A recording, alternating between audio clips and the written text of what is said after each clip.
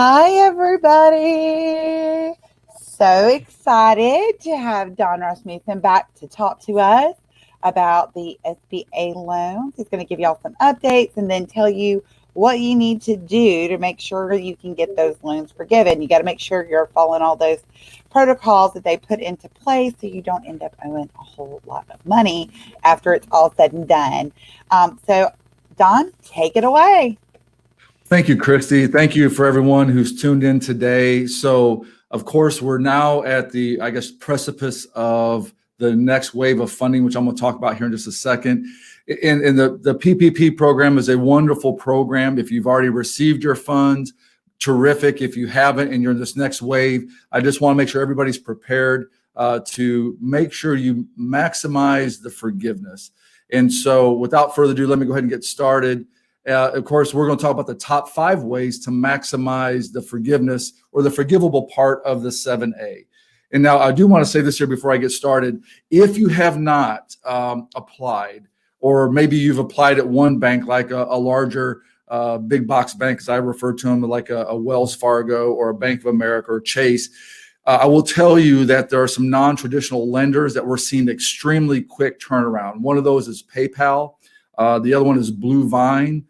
We've also seen Lenido and some different ones like that there. If you'd like a list, feel free to reach out and we can provide that list and their contact information. But I actually had a DC who applied to PayPal. Today is Thursday. I think she applied on Tuesday. Sent me an email last night that they sent her the agreement to get funded. Did that with Blue Vine yesterday, got the agreement early this morning for another client for funding. So I would encourage you, if you've not done so, or if you're frustrated with your bank, because I've heard that from a lot of DCs around the country, I would encourage you to look at the non-bank or non-traditionals. Even QuickBooks has it and a couple other ones as well. So anyways, I just want to preface by saying that. So what was passed by the Senate on Tuesday, that's right now pending in the House. We expect they're going to, of course, do the debate. They started about 10 o'clock this morning. They're going to probably run to sometime this afternoon and maybe even to the evening. Once that's approved, President Trump said he'll sign it. This is what was passed by the Senate, assuming there's no changes. The $349 billion they started off with has now been moved up to $659. So another $310 billion has been added. Now, what they've done differently is they've segmented the amount that's going to certain lenders. So the first part is $30 billion of this is going to go to FDIC insured banks and credit unions that have assets between $10 billion and $50 billion. The next $30 billion is going to go to lenders with less than $10 billion in assets. Your smaller banks, your in rural areas, your community. We encourage our clients to reach out to their community banks to get an opportunity to get in. Of course, like I said, then we have these non-traditional ones that I just mentioned. And then, of course, the $250 billion is going to go to the remaining rest of the banks, which are your big box. Again, we got $60 billion earmarked specifically for the smaller to mid-size lenders out there. So $310 billion going to the PPP program. So over to the EIDL, which is a 7B. The doors have not opened yet. So right now, everyone is waiting for them to begin taking applications again. Of course, the banks have been taking applications even in the interim time, but 7B, the SBA shut that down. And so what they've done is they've increased the funding from $10 billion, which was under the first wave of money or tranche of money, to now $50 billion. So an additional $50 billion has been added there. And then $10 billion for the EIDL grant. So I just received an email this morning from a client who actually applied for 7B 3 weeks ago Tuesday and just received their $10,000. And now it's up to $10,000, but in their case, because of how many employees they have, they got the whole $10,000 just deposited to their account this morning. So that's an additional $10 billion for that up to $10,000 grant. So that's an extra $60 billion that's been allocated to the 7B program. So let me put things into perspective. Under 7A, there was about 1.6 million applications approved under the first tranche. Of course, there was some large players involved there. We had Shake Shack, who got 10 million, who's given it back. I believe it was Harvard University that did the same thing, and they're going to be required to give it back. And so there's some big organizations out there that really have the money to cover this crisis that are having to give it back, which is just fine with me. I think that, of course, $10 million can help a lot of small business owners. I believe the average loan that was given out under 7A is around $150,000 to $200,000, which is generally, a lot of my DCs. We just had one who submitted, like I said, with Blue Vine. His came in at $106,000. He's got, I think somewhere around 12 employees. And so, we've seen all the way up to $300,000 for some of our DCs. It all depends upon the size of your practice. So I want to start off with this little quote here. It says, psychology, trading tactics, and money management are 3 pillars of success, which is true. But there is a 4th factor that ties them all together. That factor which integrates all other is bookkeeping or record keeping. So what I'm going to talk about today is making sure that you are compliant when it comes to everything under getting this forgiven. It's great to get this loan, whether that's $10,000 or $300,000 or $400,000, but ultimately what it comes down to is getting it forgiven, because it becomes free money. And there's a lot of misinformation out there about getting things forgiven or what they allow, what they don't allow. I'm going to get into the facts today, so you want to pay attention. And I know Christy will have this available for future reference. Now, your company assumes that you've already received your PPP money. Now what? As of the time of a little disclaimer here, at the time of creating this video, the SBA nor SBA lenders have issued any formal guidance on forgiveness approval process. It's just the initial guidelines that they gave us. So there's not been any new FAQs or details. Our research is based off all the available information at the time and subject to change with new guidance. Of course, please check with the specific SBA lender, because your lender ultimately is going to give you their specific request, because the SBA gives them the core of it, and then the banks can add more to it if they choose to do so. Matter of fact, this is an email that came from a lender down in Florida, and you can see here I highlighted, when we have the forgiveness process in place, we'll be in touch. And then, of course, over here to the right, SBA will issue additional guidance on loan forgiveness, which we expect. When that happens, we will get it out to Chiro Health and to all the state organizations that we have done these webinars for, to make sure that you're in the know on this. So cash flow forecasting and budgeting is going to be a big part of this.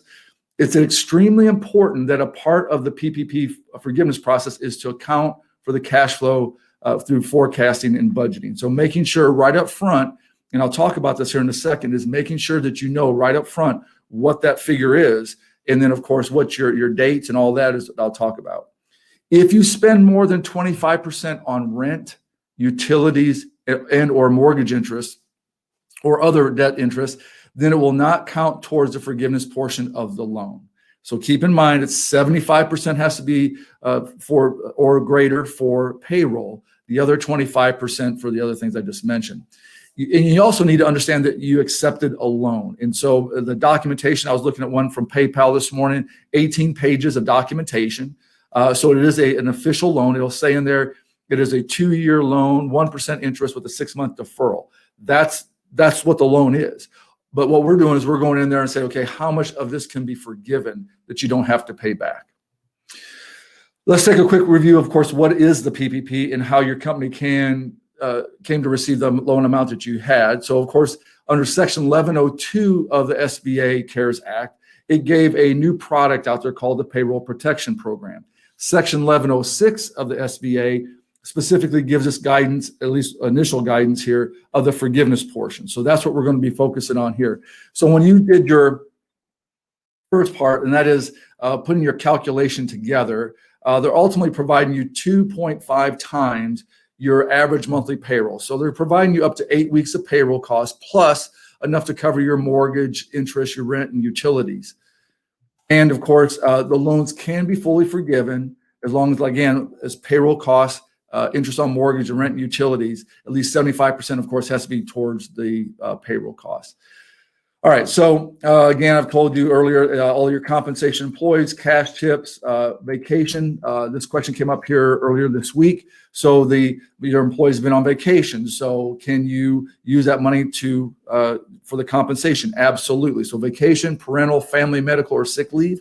Of course, allowance for separation or dismissal for employee benefits consisting of group health coverage. So if you have group health coverage, dental, vision, retirement accounts, all this type of stuff comes into this calculation for the PPP program.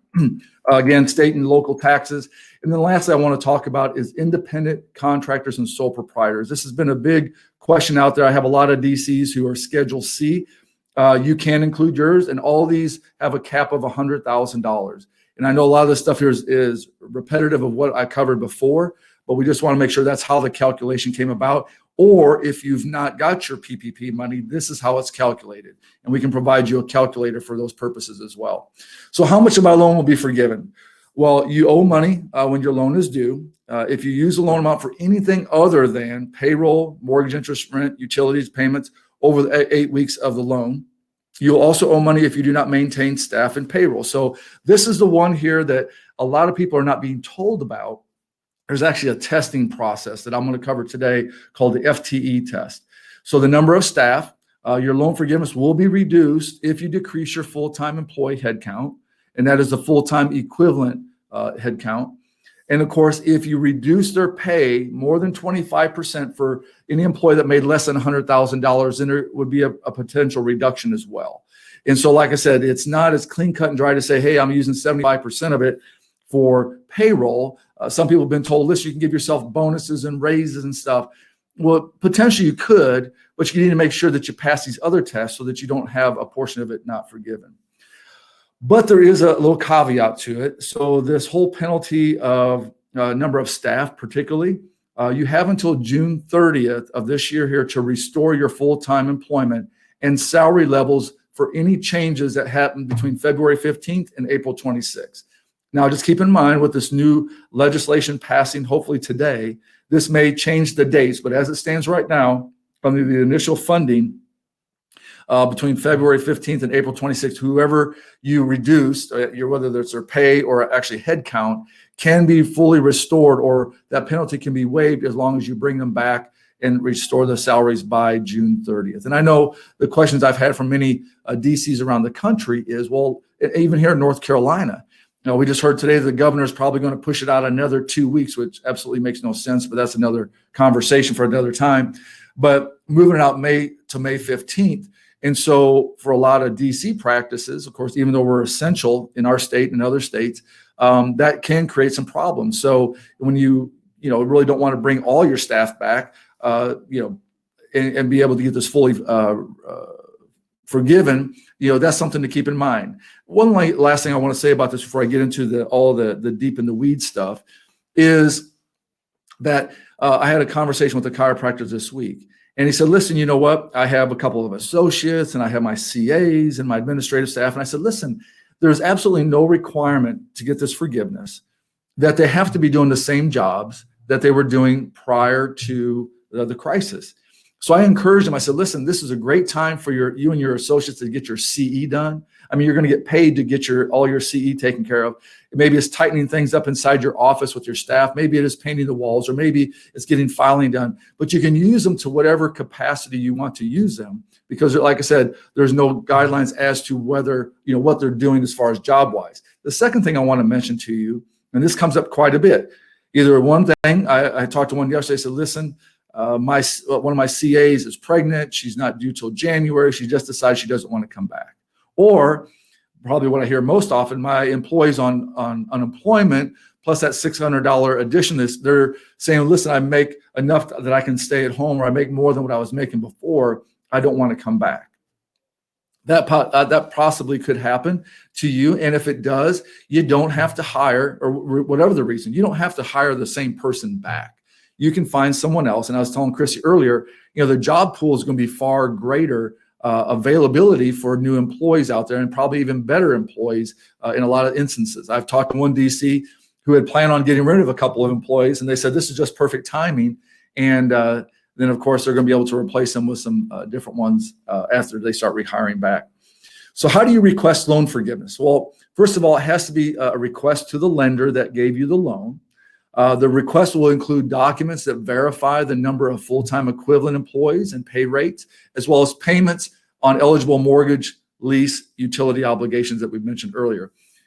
Pardon me. You must also certify that the documents are true and that you use the forgiveness amount to keep employees and make eligible mortgage, interest, rent, and utility payments.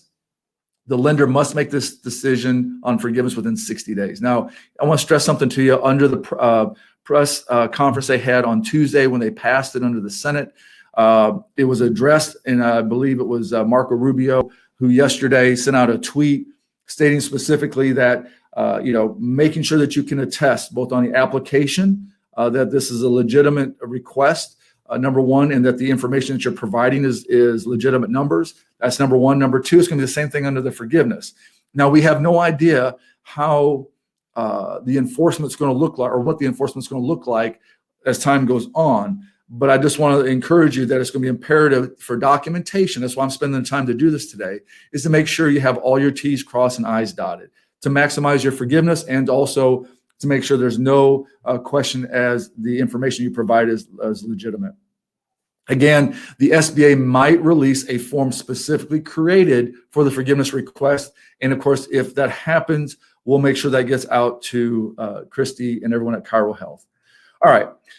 Now, the question comes up, when does my window start? So it starts as soon as the lender makes a disbursement. Not when you sign the paperwork, not when you get approved for the loan, but when the money lands in your bank account. That is when the window starts. So I talked to one of our clients this morning, actually, and his secretary was out sick, but it arrived in their account the day before yesterday. So I explained to him, I said, Randy, I said, now your 8 weeks has started, and we're going to talk about how to calculate when that date is, because the assumption would be if it landed here, let's say, for example, on the 22nd of June, which was yesterday, and I'll use that in my example, or maybe it was Monday, of April, April 20th, then you would expect it would be, June 20th or June 22nd. And that's, of course, not the case because of how the days land in the month, but we'll show you how to figure that here in just a second. The lender must make the first disbursement of the loan no later than 10 calendar days from the date of the loan approval. So I've been telling a lot of DCs this. Once you've been approved, if you want to delay this out so that you can maximize your forgiveness, then you talk to your loan officer. They have 10 days from the date of the approval to push out that deposit into your account. So make sure that if you haven't already received the funds and you want to push that out, as soon as you get off this webinar, contact your bank or your lender and let them know that you want them to push it out to 10 days. The SBA gives guidance on that they can do it. And so I would encourage you to take advantage of that. So how can you best be prepared in order to present the documents to the lender and expect full forgiveness of the loan? Well, again, your 8-week period starts the moment you get the money in your account. So ready, set, go. First things first. Where are the PP funds going? We want to know that. Number two, which bank account will be credited? So the number one thing that we tell everybody is that your funds should go into a business bank account under the name of the applicant entity. So your practice, if it's XYZ Chiropractic Care, needs to go into that type of account in a separate account is what we recommend. And the reason why, it keeps everything very, very clean and concise, as you'll see here in a second. And of course, you don't want to commingle the funds with your other activities of your business, because it just muddies things up. And the best thing you can do is present the 2 months worth of statements to the bank or the lender, along with all the documentation we'll talk about here in a second. It makes everything very simple and quick for them to make a decision for forgiveness. Okay. So let me give an example. I'm going to use ABC Consulting here. And of course, it could be ABC Chiropractic Care or whatever. So John Doe opened up a checking account specifically designated for the PPP funds, which again is what we recommend. So all the expenses associated with it will come out of that.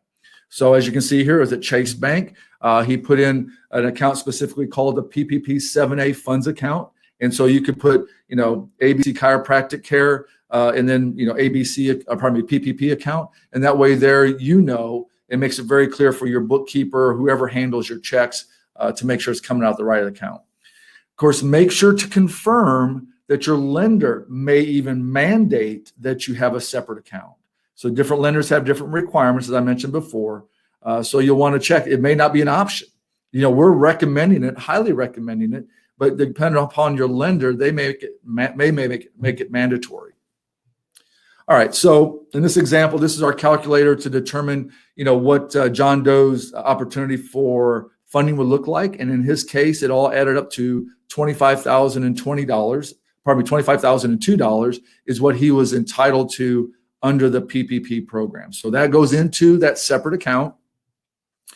And then what we'll do is, and step 2 is we provide a ledger. So you can do this in your bookkeeping software, or like I said, we'll provide this ledger for you. We can get this out to Christy and her team for anyone who wants it. But you can see here the deposit was made on April the 20th in this particular example. The funding open balance was $25,002. And so what you'll do is every time you make a withdrawal, you're going to post it here. And like I said, we'll provide this for you. Now, here goes back to, there's actually a website called Planet Calc, and you can go there and specifically type in your date of when the money came. So in the case of John Doe, he had it on Monday, April the 20th. So exactly as you see down here in the bottom left-hand corner, 8 weeks, takes him out to June 15th. So that is his date that he has to put on his ledger, which I'll show you that here in a second. You can see here, and we suggest you put it up here at the top. You receive the money on April 20th. Your deadline is June 15th. And that way there, it's a reminder to you on a frequent basis that that is when the deadline is. Okay, so you don't want to forget that date. You want to get it confused with your wedding anniversary or birth date. You want to make sure that you know specifically when that deadline is there. Okay. All right, so then you're going to create, number 3 is going to create a folder in your computer. That could be a G Suite, Dropbox, Box, Google Drive, whatever, however you want to do it, where you'll keep all the documentation, official receipts, invoices, anything that pertains to this PPP loan forgiveness goes into one place. It's all about organizations. And again, I have found DCs who are extremely, extremely organized, and I found DCs who are not so well. From an organization standpoint. It's amazing when we're asking for all this documentation to prepare for the 7A and 7B application. It is amazing how much information that DCs are not even aware of, such as profit and loss statements. So anyways, but again, this example here, we set up in my drive, ABC Consulting, finances, and we put the PPP 7A loan record. And of course, the deadline here is, beg your pardon, I changed this yesterday to April 22nd to June 17th. So let's follow on the days in the week. So here's the payroll. Here's the one here that a lot of people aren't cognitive of, is that's how you do payroll. So April 30th, 2020, they're going to do their payroll next week. And if you can see here to the left, I've highlighted the $8,970.83. That is their payroll for that particular pay period. But that is not the amount that you're going to deduct from your account for 2 things. Number 1, a lot of people ask, well, do I have the payroll debited from this account? No, you won't. What you'll do is you'll continue for wherever your payroll is debited from normally, leave that as it is. But what you're going to do is you're going to write a check for $8,333, as you can see right here. That's the gross pay that you're going to write a check from the PPP account to the account that does all the debits for your payroll. You cannot include your company taxes in there. That's $637.50. That is not included in the forgiveness portion. That's going to fall under a payroll tax deferral or a tax credit. So again, do not include the employer's responsibility for taxes, payroll taxes, into that amount. So only the $8,333.33 goes into that. Again, as I just mentioned there, you can only send over what is required. So you write that check out to your account that holds your payroll. All right. And then, of course, state taxes are to be included in the calculation of the forgivable loans, but make sure to add that to your expense log. Break it out. So if it's, state taxes, make sure that that's a separate line entry so that you can keep it clean when it goes off to the bank. Again, detail is going to be more and more beneficial than general information inside this ledger. All right, so he will later add the debit to his ledger, as you can see right here. So he put the $8,333 as a debit here, and of course it was April payroll, and it says that there's $16,669 left. And he put over here in the notes, this debit does not include employer payroll taxes, so that when you hand that ledger, or in your books, in your bookkeeping software, QuickBooks or whatever it may be, and you hand it to it, there's a note that explains it does not include those payroll taxes. All right. So you can, and I would then take the summary and put it up inside your G Drive or probably your Google Drive, or up into your box or your Google Dropbox. So any one of those three there, that's where you're going to take that report, print that off, your payroll report, and stick it up inside there. Everything that you do, you'll want to make sure that goes up inside that folder. For every debit against the PP funds, you're going to make sure that you take that expense and put it up there. So if it's your office rent for May, you're going to put it up there. A copy of it. I know some DC say, listen, I'm renting this office. It's my building. I'm renting it to the practice. And, we just write a check every time. Well, create an invoice and make sure that you put it up in there. If you don't have a lease agreement, make sure, of course, you have a lease agreement set up. But if you have that office rent, make sure you create an invoice. You can do that inside of Word or some other type of word processing software and just create that. The electricity bill goes up inside there. Health insurance goes up inside there. So everything is clean and concise and put into your ledger. So everything that's up there goes down into your ledger. You can see here the April payroll, the office rent, the electricity, health insurance, May payroll, everything. Okay, all of it's gone into the ledger, but it's also gone up inside that folder. All right, so close to the end of the 8 weeks, again, we know the due date on this here. Joe realizes that there's $785.39 left in the account. So what he does is he's going to write that check out for his rent, and then he'll make up the difference from one of his other accounts. But he wanted to close out the account, and you can see here he put a note. The actual rent was $2,476.13, but the PP funds are depleted at this time, therefore allocating the balance to be used as part of the rent payment. So you could use it for that. Maybe it's utility bills or mortgage interest, but something there to really zero that out because you don't want to leave any money in that account at the end of that 8-week period. And of course, how to confirm that you have the 75%? Well, the first thing I would suggest doing is figuring out what that 75% is. So in the calculator we're going to provide for everybody, you'll take and you can say, okay, 75% of that $25,002 is $21,658.66. There's another place you can go to, and there's actually a website for it called a percentage calculator, and you can go in there and you can type in whatever amount that you received, and it's going to tell you what that amount is for 75%. So you can see here this $21,658 for payroll that he would use and for health insurance amounts to 86%. So he's met the 75% guidelines, the initial 75% guidelines, and so that meets that first step. And now we're going to look at the other steps in just a second. All right. It is recommended to do budget calculation of how the ledger of expenses should look like during those 8 weeks. Like I said, you want to start off right off the bat. What is 75% of the amount that you received? And that's kind of your goal to make sure you hit that particular test. Make sure that during the 8-week period, if not obtained at the time of the application process, that you've reached the bank lender to confirm who you need to speak to and where you send the information for forgiveness. Now, again, depending upon the size of the bank, that may be the officer that you worked with, the loan officer. If it was someone like PayPal, it's going to be someone you're going to have to contact to make sure that that information gets to the right person and at the right time. So again, they have 60 days to make their final decision. So again, clean, concise records put in their hands is going to make it much easier. So if you do a physical version, if they say, listen, we want you to print everything off and get it over here to our branch, then print it all off. And if you're going to hand deliver it, great. Just make sure you make note to who you gave it to and the date. If you're having to send it off somebody, use FedEx, UPS, Priority Express, whatever it is, get a signature requirement. So that way there you have a date of arrival and who received it. That way there, with all these different applications for forgiveness come in, it does not get lost in the shuffle, okay? 4, like I said, gather it all, send it to the bank lender. I'm saying probably around the 9th or 10th week after, you've gotten through your 8 weeks, you've gone back and checked your numbers.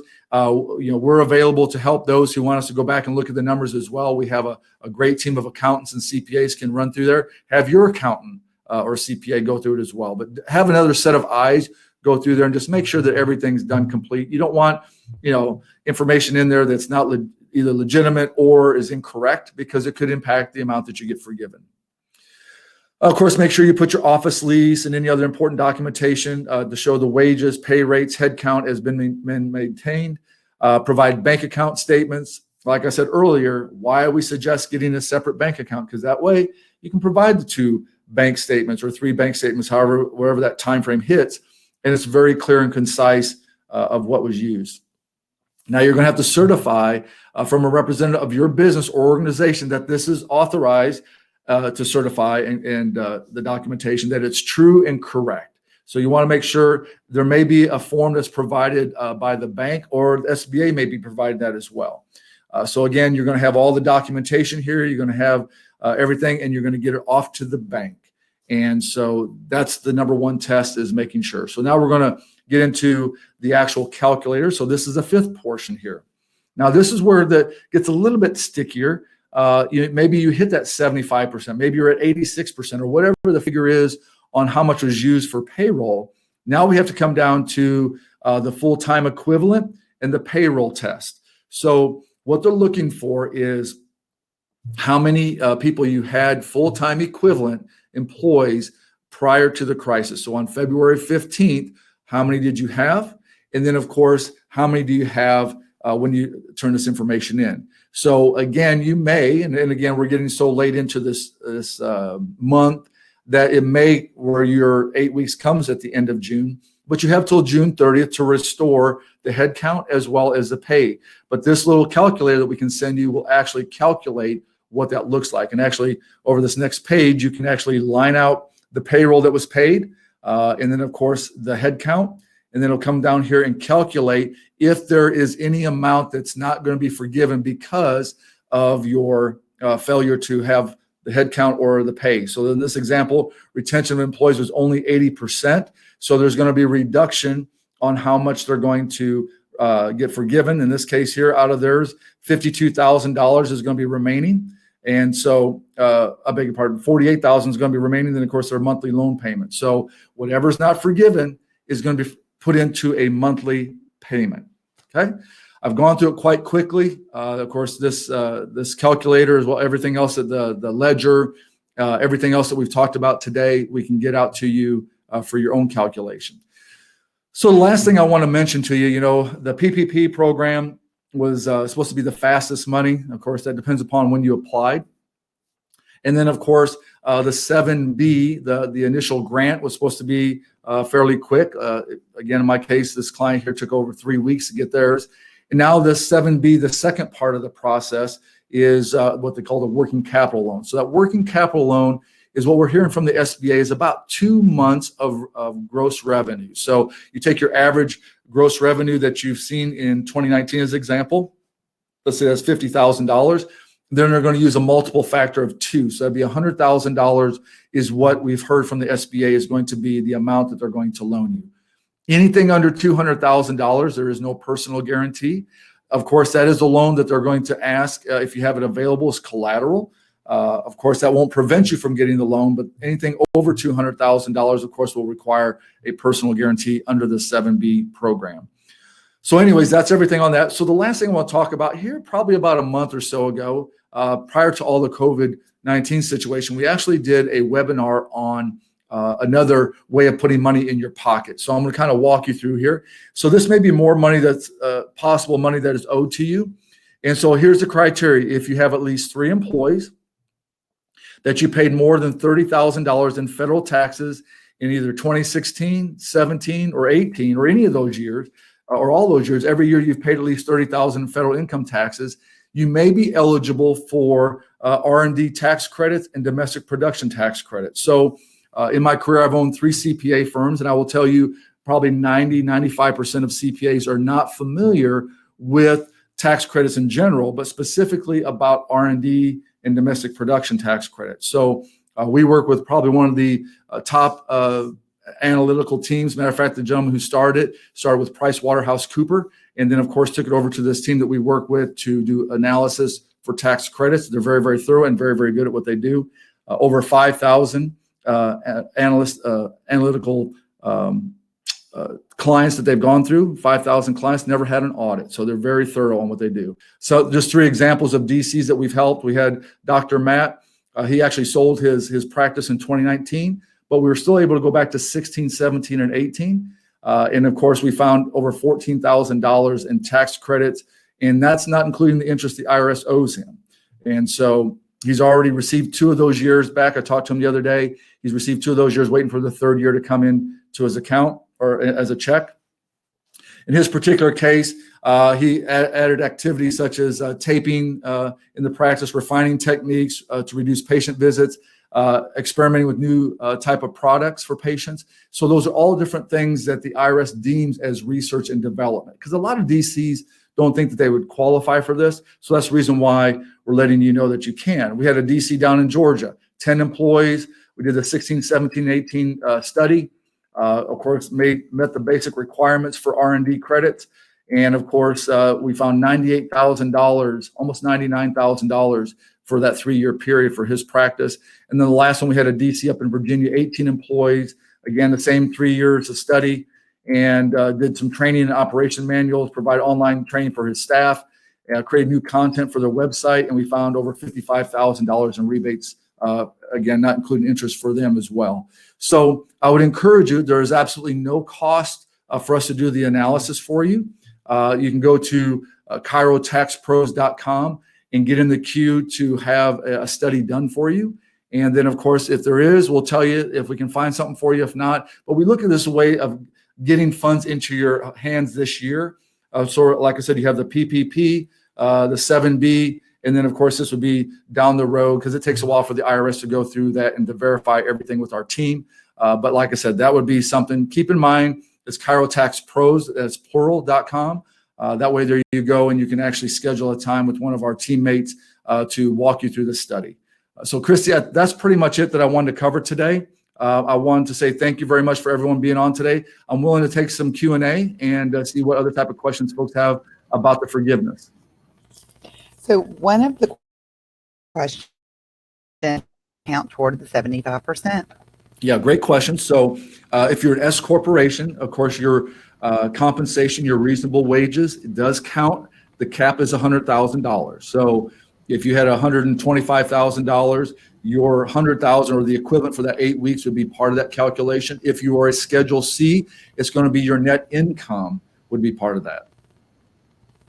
Okay. Which was my next question. Sole proprietor, Schedule C, 1 full-time, 3 part-time. Am I eligible for a loan? Yes, you are. And I would encourage you, matter of fact, I just received, because of course we use QuickBooks here. I received an email shortly before I got onto the webinar today that they're taking on new clients for QuickBooks, so into their QuickBooks Capital. So I would Google there, again, Blue Vine, PayPal, those are places that you can go on as a sole proprietor, Schedule C, and still apply. Can a 3rd month of payroll be paid early to maximize loan forgiveness? Great question. So it's actually going to be, I would say the payroll, you're not going to be able to do that because you're looking at that 8-week window. But what you can do is, because of how, kind of like my example I used there, I would, maybe pay your, so again, we're looking at April and May, of course, and then into June, there you could go ahead and pay your rent early. That would go, that you would pay generally like July 1st. That would be an opportunity for you maybe to advance pay that on that. So.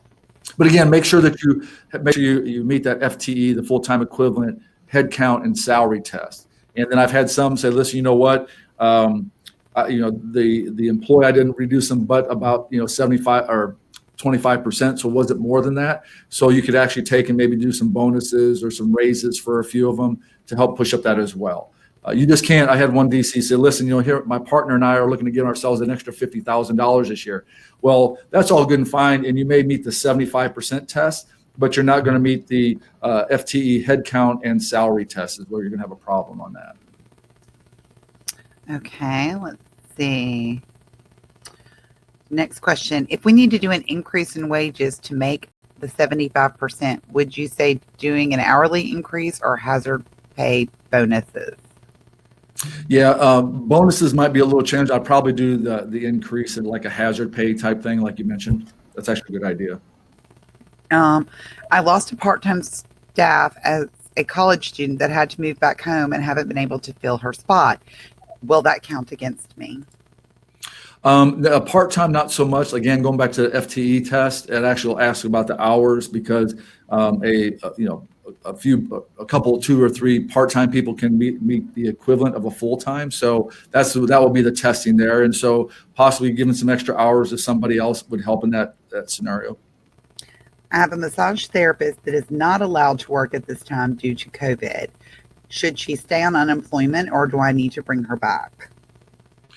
Yeah. So again, they don't have to do the job they normally do. I mean, you could bring them back and have them doing office work as far as that's concerned. If that's not an option, then certainly they can stay on unemployment. The goal here is by June 30th. So if you restore them back to an employee by June 30th, then you're going to meet that testing. Now, whether or not their income is going to land in that 8-week window, that's to be determined based on when you receive the funds. Absolutely. I was going to say, we have massage therapists that can't work right now, and both of them are doing office work. Oh, they see, perfect example. We got the loan money on April the 20th. Can it be applied to the payroll prior to the date that the loan, I guess, No. was funded, or after? No, it has to be after the date of funding.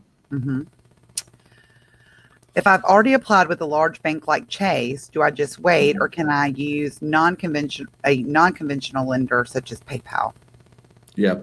So I would, unless you've actually filled out an application with Chase, I would highly recommend that you go to a smaller lending institution or a non-traditional like PayPal.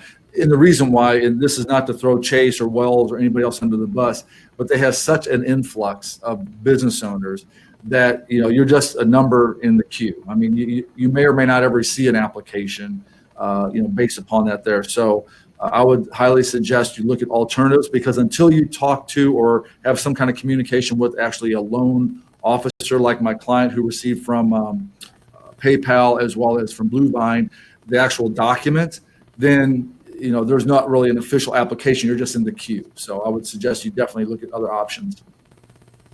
What happens if the percentages are off? For example, payroll was at 70% and other expenses were at 30%. Yeah. So keep in mind that if you don't hit that, whatever that amount is, that's discrepancy between the 70 and the 75% is going to go into a loan. So like I said, the worst case scenario is that you're going to have a portion of it go into a loan at 1% for a 2-year term with a 6-month deferral. I mean, there's much worse things than that. And you can always pay the loan off at any given time. So let's say, for example, just for illustration's sake, let's say you're, 80% of your loan is forgiven and you got 20% that's not. Doesn't mean you can do one of two things. You can still use that money, and just pay that loan out, or you just pay the loan back and it's gone. And so that really is an option. It's not, like I said, it's not the worst scenario to ever happen. We want to maximize your forgiveness so you don't pay any of it back. But like I said, that's the worst case scenario, is either you pay it out over 2 years or you pay it back. There's no prepayment penalty. So how do you define utilities? Would that include electricity, gas, phone, internet, cable, cell, or just rent? Yeah, so phone bills, electric, cable, internet, whatever it takes for you to function as a business owner, that's really going to be what the legitimate expense is for. That one came up a couple of times, so let me consolidate all of those. Do independent contracted docs count towards the payroll number? Yeah, if they're 1099, no. So the 1099 is they have to apply for their PPP on their own. So it wasn't part of the initial calculation. They gave definition, the SBA did on that. So you couldn't include them in the initial loan, nor can you use it for forgiveness. Okay. I'll say one thing. I had someone ask, well, I had a 1099 employee or contractor, and because one of my staff is not returning, I'd like to make them a W-2. You certainly could do something like that there. And of course, now they've changed status because, again, you don't have to use the same people you had before. It's all about filling that slot. So, whatever that job responsibility is, kind of like what Christy said they did. Let's see. So when it comes to the health insurance part of the payroll expense, does that also include the insurance they pay for workers' comp and liability? It's just group health insurance, dental, and vision is what's been passed off to us from the SBA.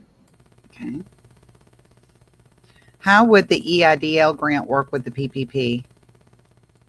Yeah, so it's an addition. So you just can't use, so the working capital of the EIDL is for again, same thing, payroll, utilities, mortgage, bills that you weren't able to pay because of the crisis. What you can't do is you can't use the same funds or the same expense for each of these accounts. So in other words, whatever you have applied towards your PPP dollars, you cannot use that same expense to apply against your 7B.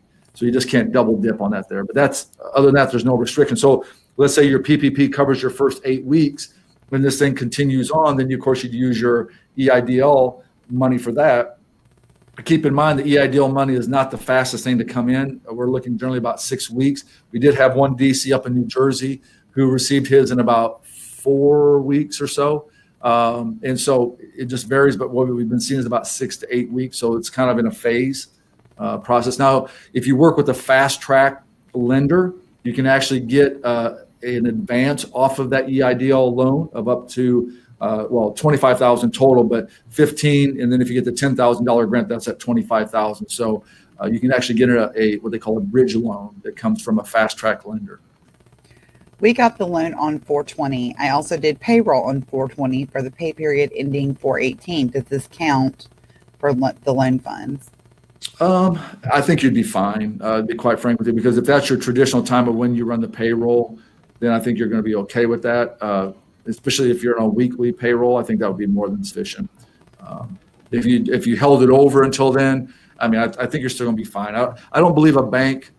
So here's what happens with the whole forgiveness stuff is that the bank is requiring this documentation so that they're comfortable that this loan is going to be ultimately forgiven by SBA. So what's going to happen, the bank's going to forgive it. Then they're going to go to the SBA and say, okay, we forgave this $100,000 loan. We need to be reimbursed $100,000. So the SBA is going to, they're going to verify that the information is correct.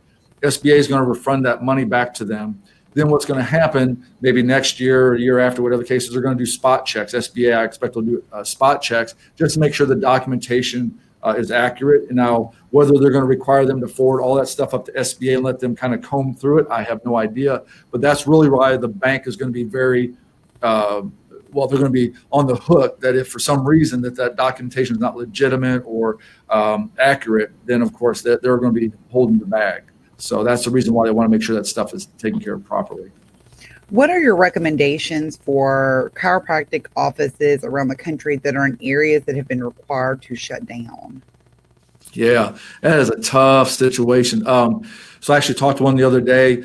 Again, if you've got the PPP loan, I would highly recommend to request that the lender push it out for another 10 days because the further you can push it out, greater. And of course, if you've not received your PPP or you're not been approved, then of course you'll be in this batch here. I would expect that the funds probably won't land until probably one day next week. So it's going to really put you out to where you'd actually be able to take advantage all the way down to the end of June with that situation. That's about all I can say is that now if they have closed down because you're not able to bring in patients, I know that the Homeland Security said it was an essential, but I know some states have kind of superseded that as far as DCs are concerned.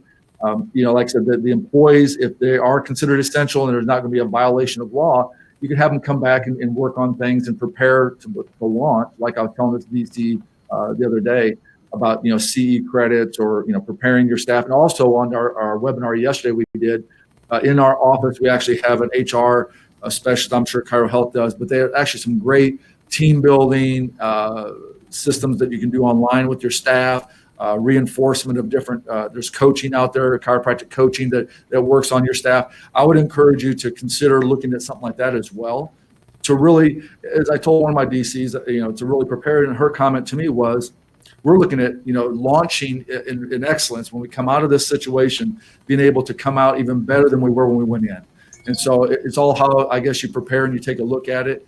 I know some DCs, they've been down for 6 weeks, and that's tough to consider that. But if you can somehow, get them to come back, and of course you get the money from the PPP, you're going to have the funding to be able to finance them. We just don't want you to break any laws, in that process either. Yep. Let me see. I'm looking at a couple of these questions because there's a couple of repeats.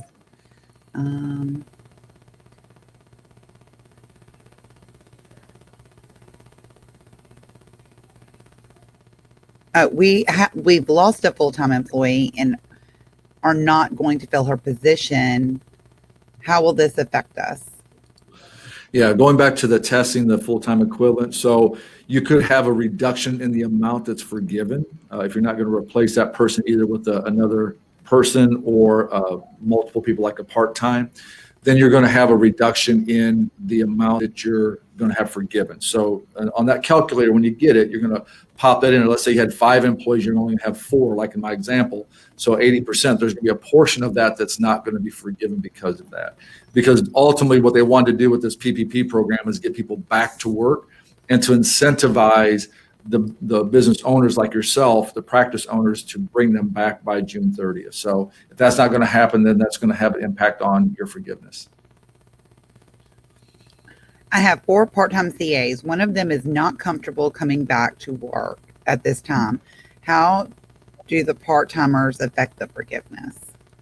Yeah, it all goes down to hours. And so in that calculator that you'll have there, you'll pop in however many hours that they are working. That'll create what the full-time equivalent is. So 30 hours is considered a full-time equivalent.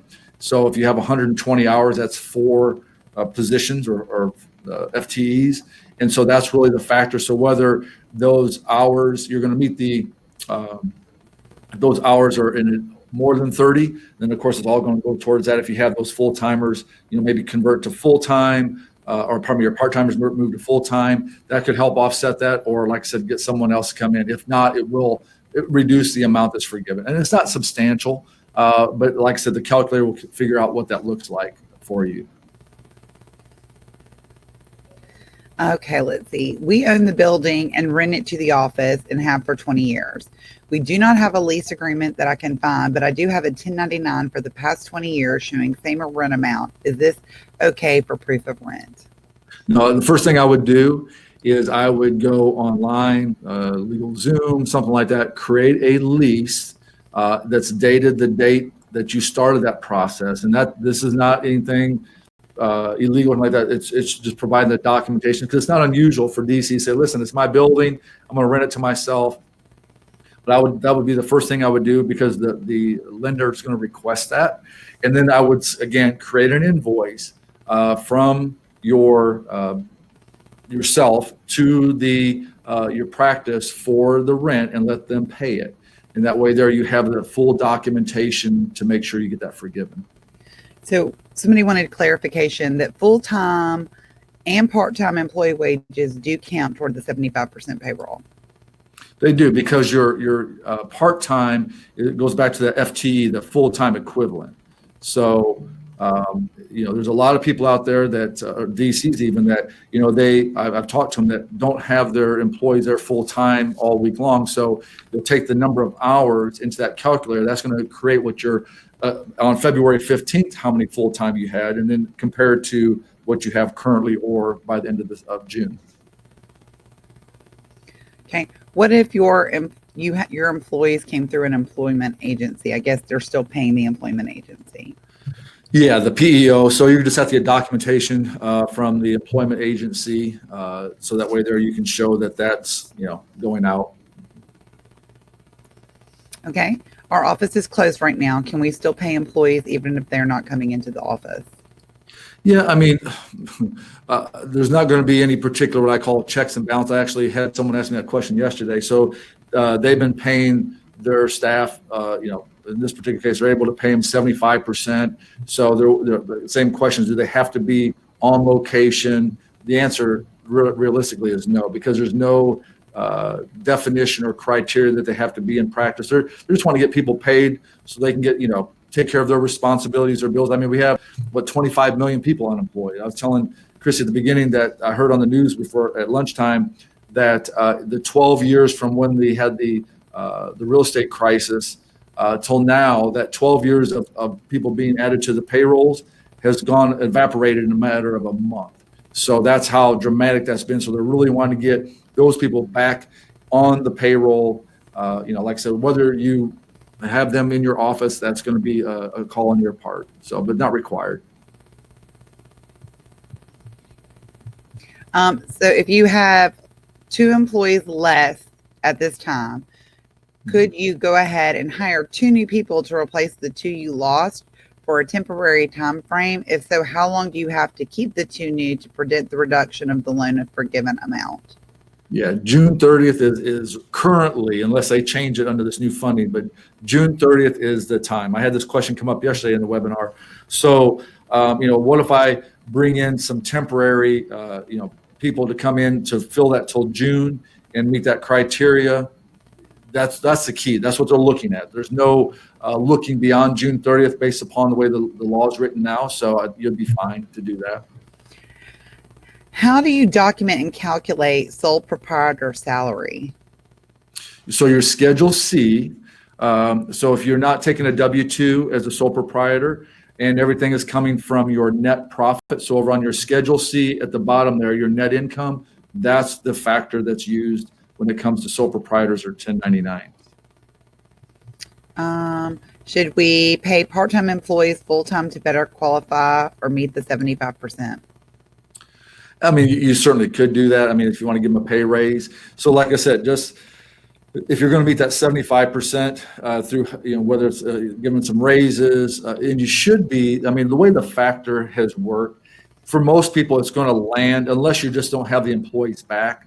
But if you have the employees back in the same capacity they were on February 15th, the likelihood of you hitting that 75% is very, very high.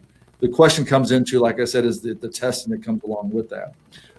So that's the only probably moving target is whether or not you have them back or not. So if you have to, raise them up to hit that, I don't think it's going to be substantial, because when they did this factor of this 2.5, they were figuring up that of that figure, 75% of it, about 1.5 weeks or so, I guess a little bit longer than that, that 8 weeks would be, 1.5 months, looking at about 2 months of the pay period would be covered under that portion. So that's where they started these numbers in the get-go, and the other 25%, of course, that other half a month is used for your other obligations. So they also want to clarify, so they can hire new and additional employees. Absolutely. That's the whole point of the PPP loan.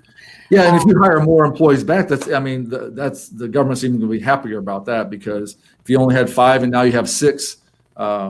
Now here's a question that comes up. So I had one here the other day. So he had one employee who was a CA. His wife in the past has helped out in that capacity. So the one does not want to come back because of the unemployment benefits that I talked about earlier. Can his wife fill that slot? And I said, absolutely. I would put her, in the same pay equivalent, somewhere in that vicinity. And then the question comes up, how about hiring my kids? Well, I can't tell you how SBA is going to treat this here, but I can tell you how the IRS treats it. So the IRS looks at it is, if you would go out and hire somebody to fill this position, what would you pay them? So like, for example, Christy, your 13-year-old son, if you want to hire him into the business and he's going to do a CA's job, is he qualified to do that? Well, maybe not, but maybe office work. So you'd want to keep track of the hours. You'd want to make sure that if you hired someone else to do the same position, that they're getting paid about the same. And there's a lot of things online that you can say, what does an average file clerk earn in Timbuktu, Tennessee? And you can have something like that to document if you needed to. But that's how the IRS treats it, is just making sure it's commensurate. And then, of course, keep track of hours and things such as that. So if you want to, if someone wants to bring in some of their loved ones or family into fill those slots in the meantime, there's absolutely no prevention from that. But like I said, just document it well. That was a nice way of saying, just because you love your favorite child and you would normally pay a CA $15 doesn't mean you can pay him $30 an hour. Well, yeah. So my lender told me payroll taxes are figured into the forgiveness, but didn't you say earlier that they are not? Correct. The only ones are the state and local payroll taxes, not the employer's payroll taxes. Okay, so this is going to be my last question. No, my last 2. Instead of raises for employees, can we just give hazard pay for working during the pandemic? So it would only be for a limited time while This is actively going. Actually, I think that's a creative idea. I think it's a good idea. And going back to the payroll taxes, if your lender allows you to do it and they put it in their documentation, then do it. I'm just saying what the SBA put out there. So But back to, if it's hazard pay, actually, I think that's a very creative idea of doing it. Say, you're taking more risk, so we're going to increase your pay. I mean, you think of people who are in the medical field right now. I know that they're being paid more. I'm talking about, and I say medical field, I'm talking about hospitals, nurses, different ones who are being exposed potentially to this COVID situation. Or maybe you're in the military and you're set overseas. There is a hazard pay that goes along with that. So I think that's a very legitimate way to raise pay. So, especially because it's just an unusual time.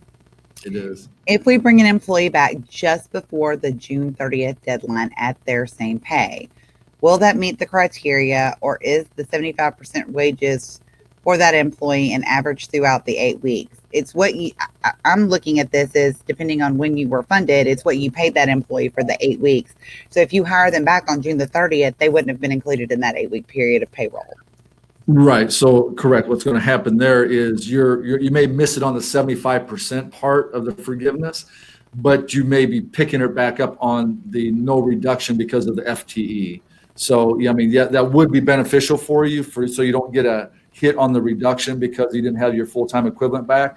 But whether or not you met your 75%, that's a whole nother equation. And again, depending upon when you're getting funded, will determine that as well. Theoretically, you could hit your 75% because of maybe hazard pay or whatever the case is we talked about earlier, but not hit your FTE until the end of June. And you certainly could do that. That would be very creative, and I would be interested to see how that all works out for you. But I think you could do that. Okay, we have somebody. Can I pay an employee more now and have her take hours off her payroll after the 8 weeks?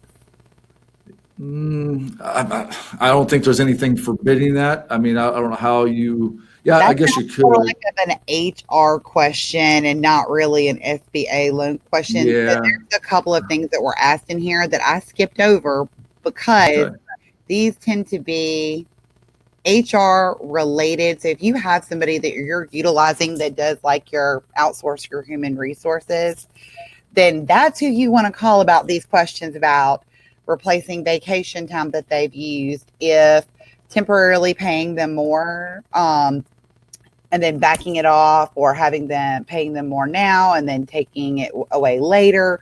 All of those kinds of things, or you're getting into employment law. Yeah, thank you very much, Christy. Because actually, I don't really have an answer for it because that's not my expertise. We have someone in the office, but he's not here today to do that. But I would definitely, like she said, I would suggest you talk to whoever your HR person is.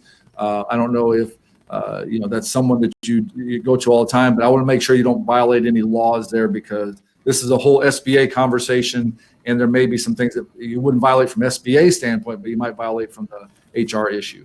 Yes. And if you don't have anybody that you utilize, check with your state association. They might have somebody that they can put you in contact with that can answer those questions, or might be able to have somebody on staff that's familiar with employment laws in your state that can answer those questions. We also got several questions on salary employees versus hourly employees. I don't think that really matters how they get paid. It doesn't.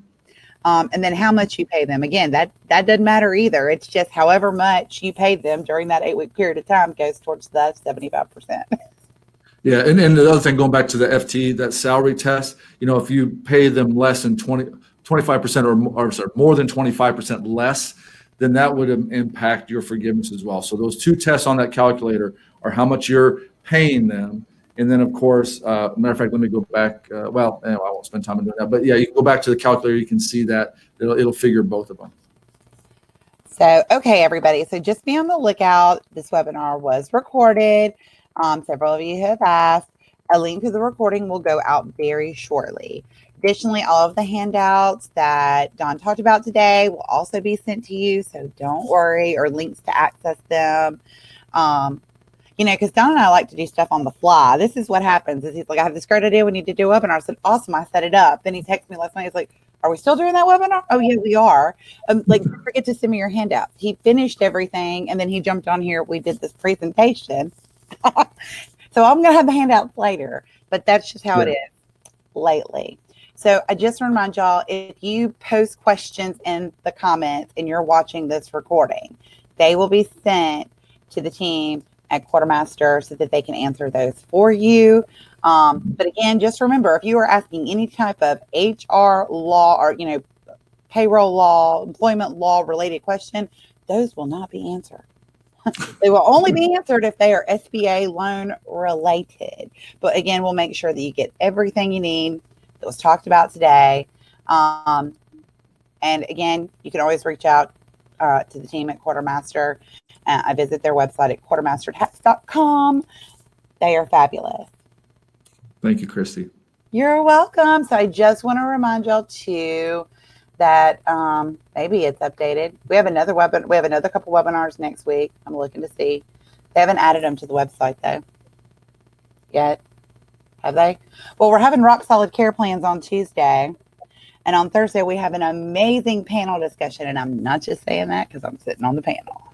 But it is a really great presentation about getting back to business post-COVID-19 and some things that we haven't had to think about before all HE double hockey sticks broke loose in this country.